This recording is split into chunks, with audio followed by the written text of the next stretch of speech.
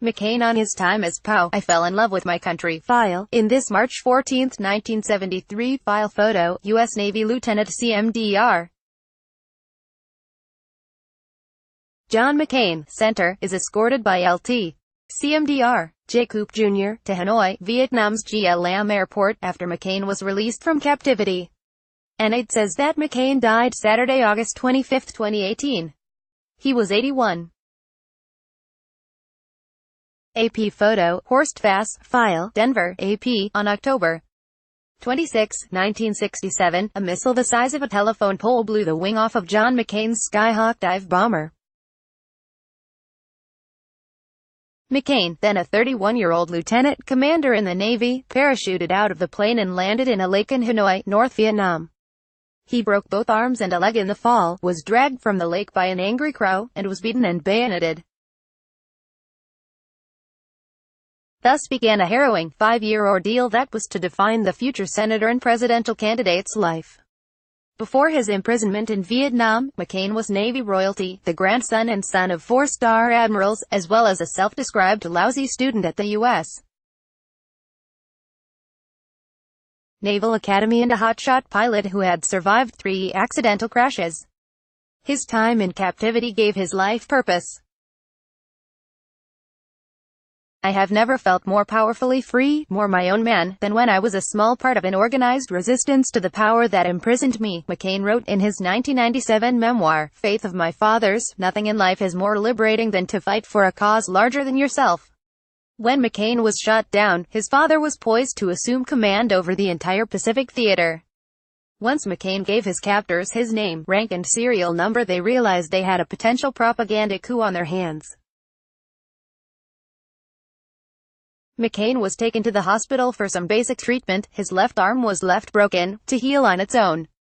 His captors filmed him there for propaganda purposes, and McCain later found out the North Vietnamese had crowed, "We have the Crown Prince." After 6 weeks in the hospital, McCain, who had lost about 1/3 of his weight, was transferred to a prison cell. After a brief time with cellmates, McCain began 2 years in solitary confinement in a 10-by-10 room. The most important thing for survival is communication with someone, McCain wrote in a 1973 memoir of his captivity. He developed a code so he could communicate with the man in his neighboring cell, who broke down crying when he tapped out his name to McCain. In the midst of this deprivation, McCain's captors asked him if he wanted to go home. It was a trick question. The U.S. military's code of conduct required prisoners to be released in the order they were detained. The North Vietnamese wanted to make a show of releasing McCain early, as his father assumed command over the Pacific.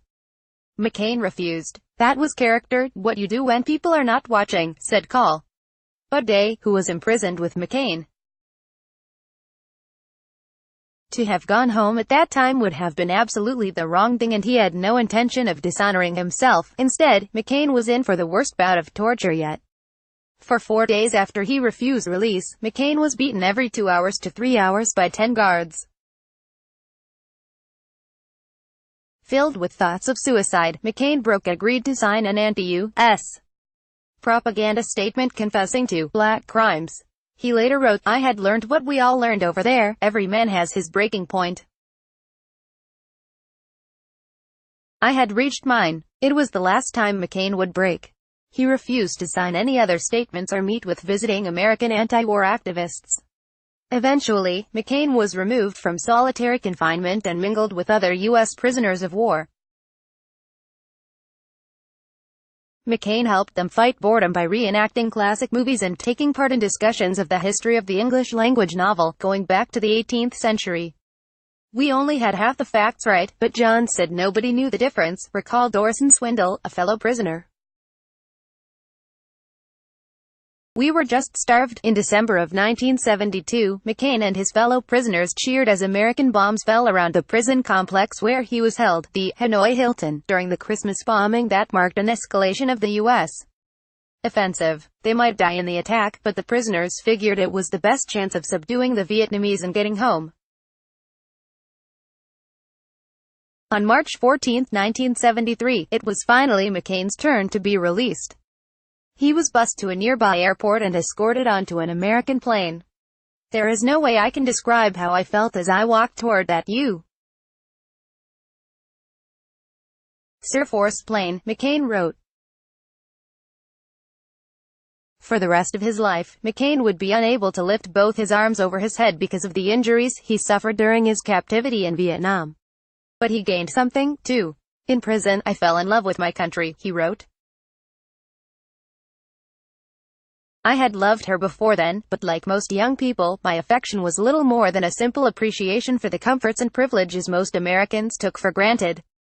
It wasn't until I had lost America for a time that I realized how much I loved her, _____. More reporting on John McCain can be found at https://appnews.com/tag/John McCain. Copyright 2018 The Associated Press.